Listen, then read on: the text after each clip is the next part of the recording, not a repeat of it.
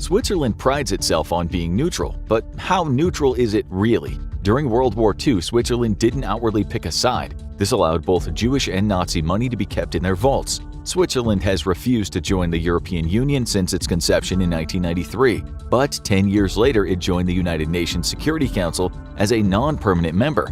So what is actually going on with Switzerland? Why is the country willing to join some organizations and not others? How far is Bern willing to go to remain neutral, and what would it take for the nation to pick a side? Before we dive deeper into the key reasons why Switzerland has refused time and time again to join the European Union, let's first take a quick look at what neutrality means to the country and why it might not be as clear-cut as you might believe. When you think of Switzerland, you probably think of Swiss banks with loose regulations where money and riches can be safe from the authorities and foreign governments. You also probably picture the Swiss Alps and a beautiful landscape that's been spared from conflict for over a century due to its neutral stance. Oh, and cheese with holes in it. For these reasons, it might appear that Switzerland has remained neutral for so long to spare its lands and people from the ravages of war. However, looks can be deceiving, and the real reason why Switzerland has repeatedly turned down offers to join the EU and certain other international organizations is a little more complicated than what we see on the surface. Let's go back in time and examine one of the most tumultuous periods in European history. This will provide us a foundation for understanding how Swiss neutrality works and the way that the Swiss government makes decisions today. On September 1, 1939, Adolf Hitler ordered his Nazi army to invade Poland. World War II had begun, and many countries on the continent were forced to choose a side. But not everyone became a part of the Axis or the Allied powers. Switzerland decided it would remain neutral and informed both sides that it was staying out of the conflict. Switzerland and its Red Cross were given permission to repatriate captives, transfer grants in aid, and visit prisoner camps. The city of Geneva also held protective representation for leaders of 35 nations before the war broke out to broker some sort of resolution to the growing tensions. Throughout the war, Switzerland was left largely untouched. However, the fact that they were aiding both sides helped its cause. There's much controversy surrounding Switzerland's neutrality and the dealings it did during World War II, but this is a perfect example of why Switzerland won't join specific organizations like the European Union. What it comes down to is that, like with any nation, Switzerland is going to do what is best for Switzerland. And who can blame them? Switzerland provided assistance to Adolf Hitler and the Nazis. Some of its banks held Jewish money even after the war, until they were forced to pay reparations to Jewish families in 2018. To be fair, in World War II, the vast majority of Swiss citizens sympathized with the Allies and their cause, as they shared a democratic form of government. Watching Adolf Hitler's dictatorship and the Third Reich spread across Europe was likely terrifying for many Swiss people, but the fact that the country remained neutral provided some comfort. The Nazi regime promised not to invade Switzerland's borders as long as its neutral stance was maintained. That was unless Hitler conquered the Allies, then all bets were off, and there would have been little chance that Switzerland would have been spared from Nazi dominance. By remaining neutral, the Red Cross was allowed into territory controlled by both sides of the conflict to help those in need. Swiss neutrality also enabled Max Weibel, a Swiss intelligence official, to mediate a sit-down between an American official named Alan Dulles and German commanders in Italy to negotiate an early surrender that would save thousands of lives. There were pros and cons to remaining neutral in a global conflict. Now the world's more connected while simultaneously being more divided than ever. Swiss neutrality is being pushed to its limits while many countries and Europe are condemning the actions of Bern. Vladimir Putin's invasion of Ukraine has the European Union concerned, as this is the first major conflict on the continent in decades. And although most countries in Europe are a part of NATO, meaning they receive support from the world's largest and most powerful military, the United States, Switzerland's continuous refusal to join the EU has baffled many. We'll dive deeper into the history of Swiss neutrality a bit later on, but let's discuss why Switzerland has yet to join the European Union. As you'll find out, it has less to do with remaining neutral than you might think. Number 1. Economics. One of the main reasons that Switzerland has consistently refused to join the EU is that it doesn't make a whole lot of economic sense. The Swiss economy is strong and stable. The country's GDP is around 740 billion euros a year, making it the 6th largest economy in Europe. Therefore, there's no real economic benefit to joining the EU. Switzerland already has free trade deals with most of the continent, and if it were to join the alliance, it would become one of the net contributors to the European Union. This means they would support countries with weaker economies and would not benefit much from doing so. In an ideal world, nations would help one another whenever they needed it, but that's not the world we live in.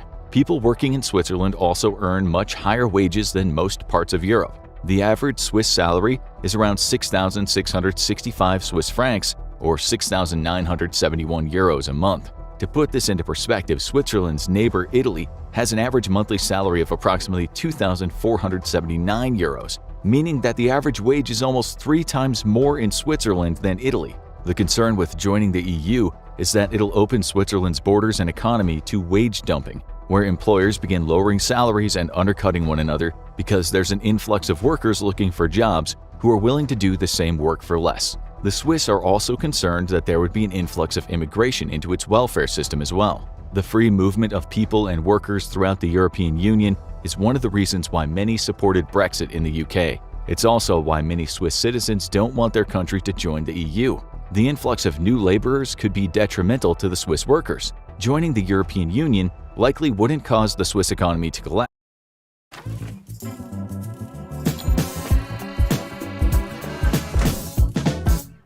Carry yourself like $1 billion. Working that dress like there ain't no tomorrow. She got that get up and go. Mach etwas Besonderes draus. Mit C&A.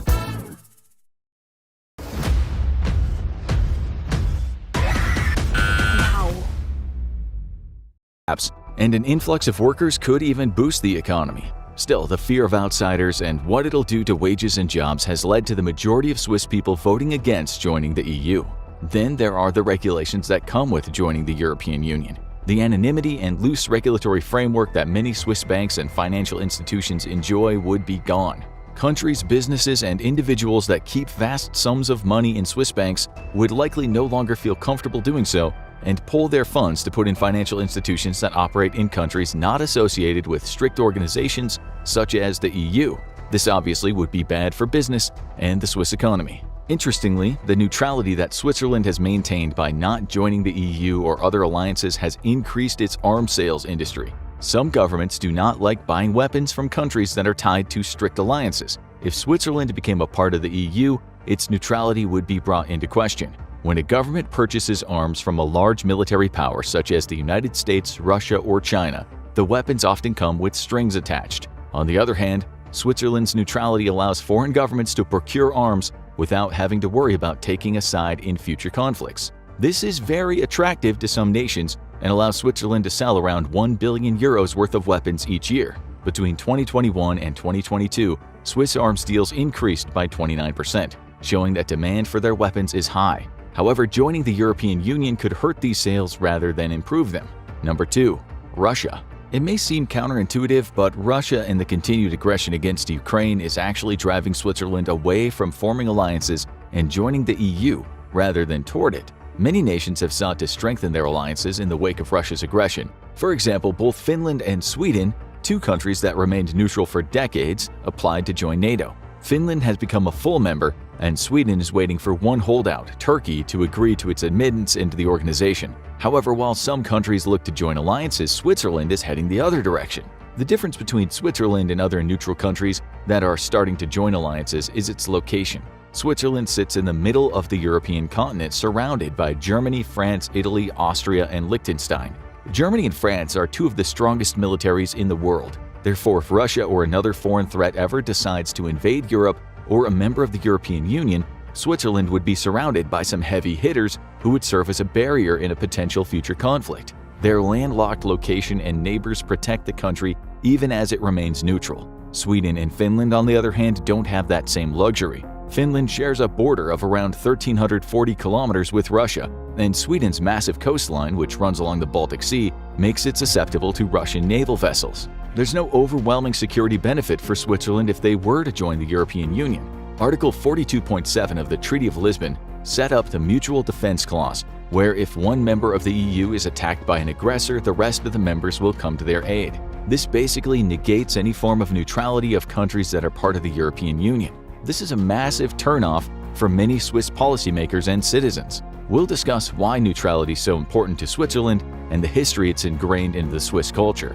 But for right now, it's important to know that many Swiss policy decisions consider the country's neutral stance ahead of all else. It's interesting to note that Switzerland does have a military and purchases weapons and vehicles from other nations. The Swiss armed forces have just over 100,000 active personnel, around 280 tanks, approximately 134 of which are Leopard 2s, and about 40 fighter aircraft, most being Lockheed Martin F-35s. The Swiss government recently passed a bill to increase military spending from 5.6 billion Swiss francs to 7 billion, or 5.86 billion euros to 7.33 billion euros by 2030. This would bring the total military budget above 1% of the country's total GDP. Between 1990 and 2019, Swiss military spending dropped from 1.34% to 0.67% of its GDP. Number 3. Politics. Joining the European Union is inviting to countries that have struggled through tumultuous governments in the past. The EU provides a form of stability in that all nations that are part of the organization must maintain a form of democratic government. This allows populations in the EU countries peace of mind. This is incredibly important for nations that were formerly part of the Soviet bloc or experienced some form of fascism in the past. Switzerland has maintained a stable democratic government for over a century. The trauma that's associated with living under an oppressive regime is long-lasting in a population, but this is not something Switzerland has had to contend with. The Swiss government has stood staunchly neutral in foreign affairs ever since the end of the Napoleonic Wars, when it regained its independence. It's worked so well for so long that the government and Swiss citizens are hesitant to change the diplomatic view of the nation. Staying out of the European Union has given the Swiss government the autonomy to continue doing business as usual, allowing it to do what's best for Switzerland itself. This means the nation can continue to be a neutral ground where countries broker peace deals or conflicts can be discussed. If Switzerland became part of the EU, the autonomy to carry out impartial negotiations would be lost. And since Switzerland prides itself on being a safe space for discussions to occur, the policies of the government must reflect that stance. Switzerland is content with looking inward and bringing its citizens prosperity. The European Union allowed countries like France and Germany to extend their power and influence on a global scale.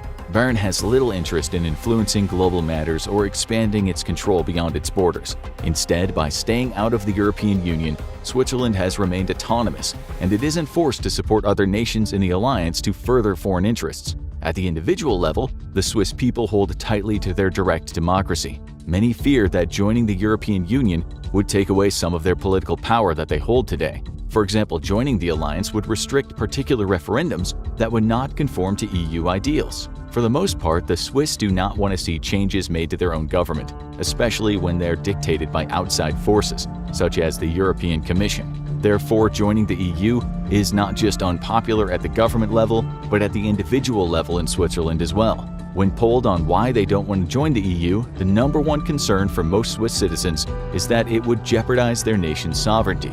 This has led to slogans being created against Switzerland joining the EU, such as "foreign judges." The people of Switzerland embrace their independence and do not want outside forces interfering with how their country is run and how their lives are lived. The Swiss government has bilateral agreements with almost every nation in the European Union, and these agreements often benefit Switzerland more than the other country. It would make no sense for the government to give up these beneficial deals to join the EU when it's already getting everything it wants while remaining neutral. The status quo favors Switzerland right now, which is why the government, businesses, and people do not want to join the EU. But how did Switzerland get into such a strong position while remaining neutral for so long? And how has the past influenced the decisions being made in the present and the future? For the answers to these questions, we'll need to go back in time and examine how Switzerland got to where it is today. Swiss neutrality and the foundation of many of the diplomatic decisions the country currently makes began in 1648. Like all nations, the borders of Switzerland have changed over time as conflicts arose and ended on the European continent. However, the Peace of Westphalia, which brought an end to the 30 Years' War and was agreed upon in 1648, was the first formal declaration of neutrality for Switzerland. Unfortunately, in 1803, the Napoleonic Wars began, and regions of Switzerland were once again invaded and held by a foreign ruler until 1815, when the Congress of Vienna re-established the borders of the nation. Ever since then, Switzerland has remained neutral, at least to a certain extent. When Switzerland declared it would be a country of perpetual neutrality going forward at the Congress of Vienna, an agreement was made that the nation would not take part in future conflicts or provide mercenaries to any other country. In return, the nations of Europe promised not to fight any more wars on Swiss land. In 1874, the Swiss constitution was revised to function as a direct democracy by referendum. This meant that the people of Switzerland now had the right to vote on major decisions made in the country instead of having representatives be a proxy for what they wanted. When World War I broke out in 1914, Switzerland vowed to remain neutral. During this time, the Red Cross formed its own units that would aid the wounded throughout the conflict. After the conclusion of the Great War, the Treaty of Versailles once again reaffirmed Switzerland's neutrality. In 1920, Switzerland joined the League of Nations, which meant the government would work closely with other nations in Europe to maintain peace. The headquarters of the League was established in Geneva. However, over the next 2 decades, peace would fall apart, and Europe would be plunged into a second world war.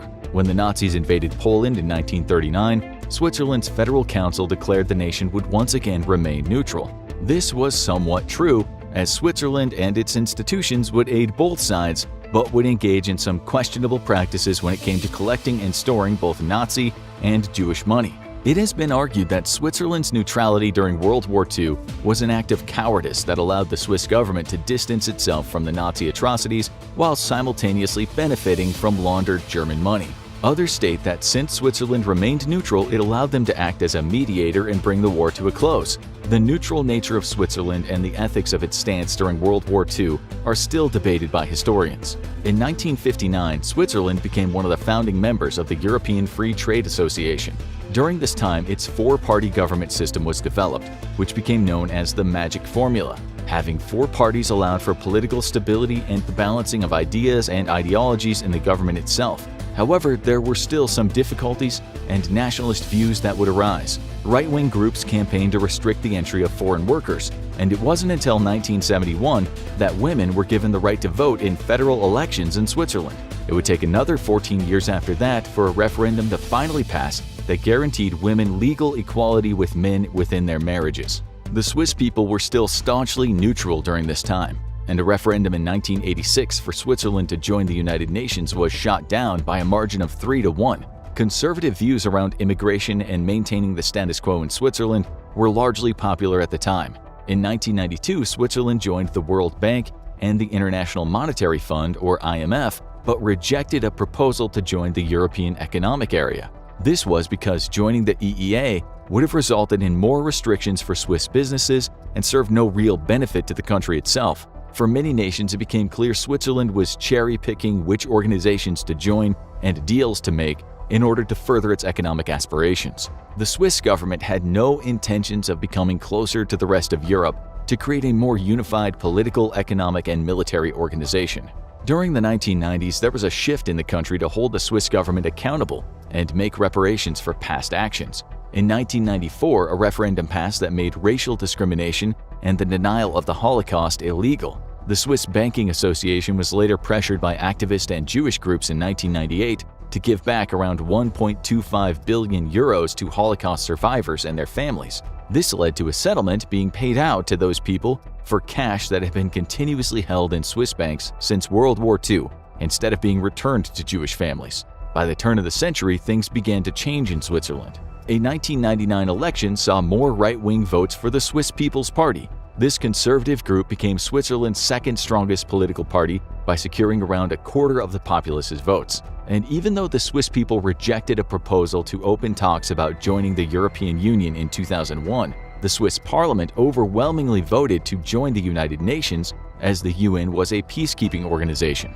When the vote to join the UN was put to referendum, it passed with only a slight majority, as many Swiss citizens believed that it would entangle their country in foreign affairs and jeopardize the nation's long-standing neutrality. Even still, Switzerland ended up joining the United Nations the following year. In 2003, the right-wing Swiss People's Party became the most represented political party in parliament. It won close to 28% of the votes in the general election. That December, the Swiss People's Party gained a second post in the 7-seat government, while the Christian Democrats lost one, altering the magic formula that's kept Swiss politics stable since 1959.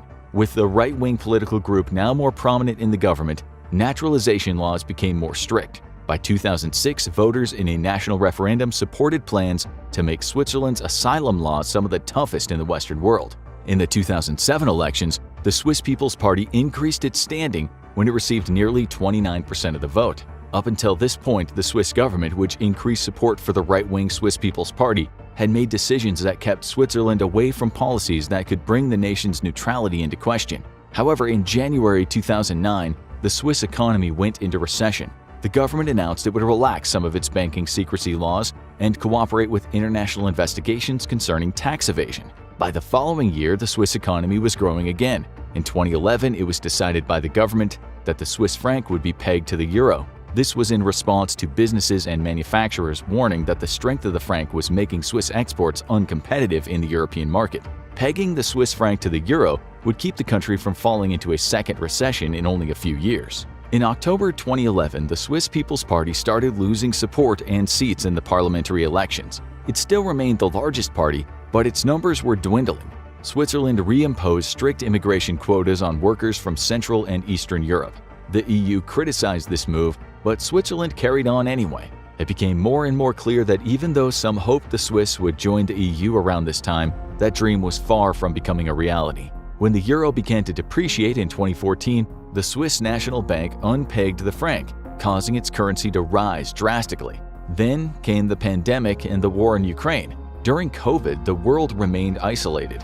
Being neutral was easy. However, as Sweden and Finland found out, neutrality was much harder to maintain when Russia invaded Ukraine.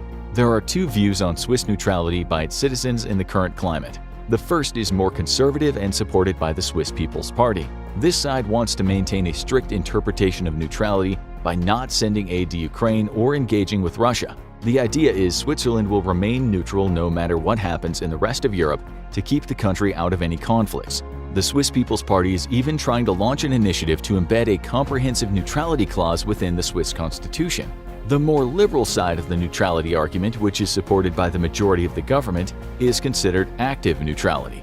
This would allow Switzerland to work with other organizations and nations such as the UN to play an active role in maintaining peace and aiding in humanitarian efforts. Switzerland already abides by UN sanctions, which shows that it has taken a more actively neutral stance than a conservative one. However, even many liberal Swiss are still not willing to join the European Union, as it would cause Switzerland to definitely give up its neutrality while simultaneously bringing Swiss sovereignty into question. To ensure that active neutrality is not confused with Switzerland taking a strong stance against Russia, it's banned NATO members from flying over its airspace while bringing supplies and weapons to Ukraine. Bern has also refused to grant Germany and Denmark permission to give Ukraine any tanks, ammunition, or weapons bought from Switzerland. This has caused much of Europe and NATO to condemn Switzerland's neutral stance as Russia continues to wage a war against Ukraine and its people. Bern can remain neutral since Switzerland is protected by its geographic location and the nations surrounding it. Even as other countries scramble to join organizations like NATO, Switzerland has the luxury of holding on to its neutrality. The concept is deeply ingrained in Switzerland's culture and will not be given up easily, which is why the Swiss have continually refused to join the European Union. Until there's a clear economic or political incentive for Switzerland to give up its neutrality and form closer ties with other European nations, it's very unlikely the government or the Swiss people will vote to become a part of the EU anytime soon.